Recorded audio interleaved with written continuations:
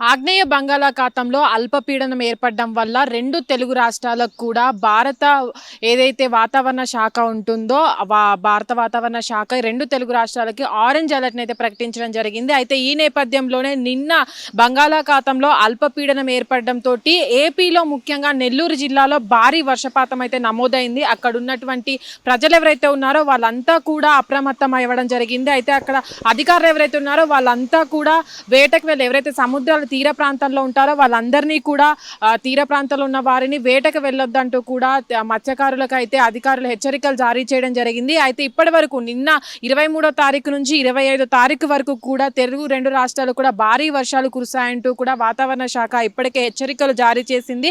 ఈ నేపథ్యంలోనే కొన్ని చోట్ల భారీ వర్షాలు కావచ్చు, మరికొన్ని చోట్ల తేలికపాటి వర్షాలు అయితే కురిశాయి. కొన్ని చోట్ల మబ్బు మొత్తం కమ్ముకొని పోయింది అయితే మనం చూడవచ్చు. ముఖ్యంగా ఈరోజు నెల్లూరు జిల్లాలో అయితే ఉదయం నుంచి ఇప్పటి వరకు కూడా భారీ వర్షపాతం అనేది నమోదైంది. అక్కడున్న స్కూళ్ళకు కూడా సెలవు ఇవ్వడం చూడవచ్చు.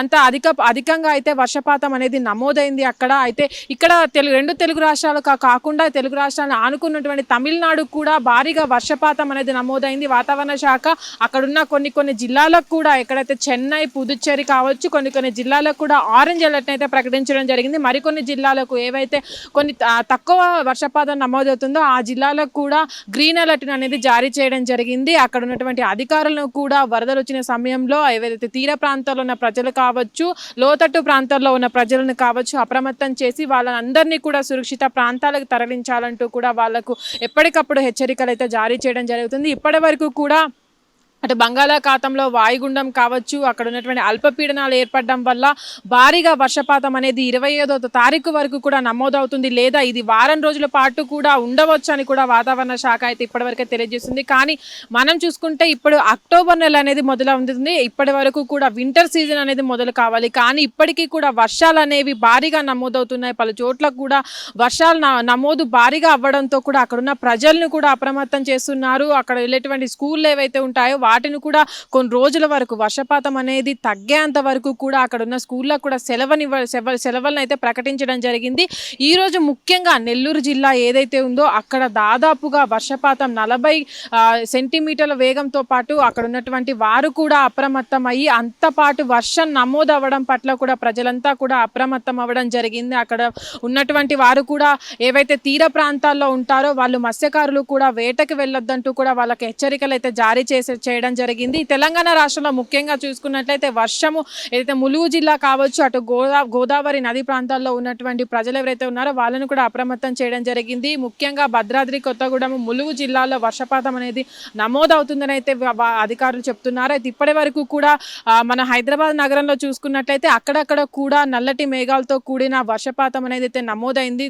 జల్లులు అక్కడక్కడ కురవడం అయితే మనం నిన్న రాత్రి చూసాము.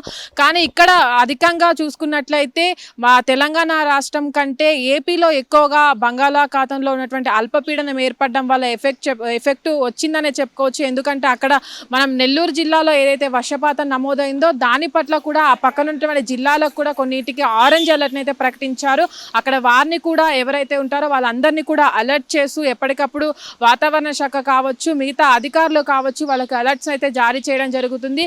హైదరాబాద్ నగరానికి వచ్చినట్లయితే అక్కడక్కడ కూడా జల్లులతో కూడిన వర్షాలు కురిశాయి.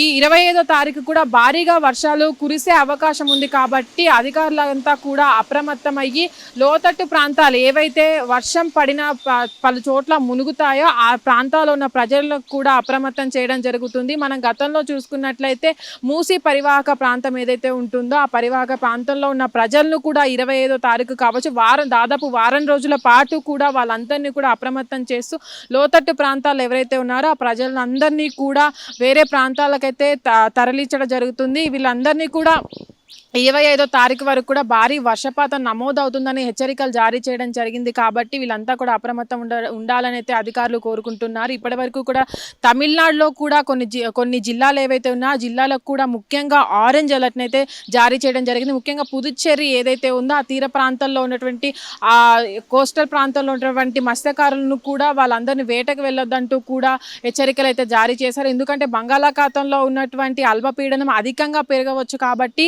వేటకు వెళ్ళిన సమయంలో ఏదైనా తప్పు జరిగి ప్రాణహాని జరిగే ఉంటుంది కాబట్టి వాళ్ళందరినీ కూడా వెళ్ళొద్దంటూ కూడా అక్కడ ఉన్నటువంటి అధికారులు అయితే హెచ్చరికలు ఇప్పటికైతే జారీ చేయడం జరిగింది. హిట్ టీవీ యాప్, ఇందులో short news, live news, entertainment shows, movies, digital magazines తో పాటు మీ జిల్లా వార్తలను కూడా ఫ్రీగా చూడొచ్చు.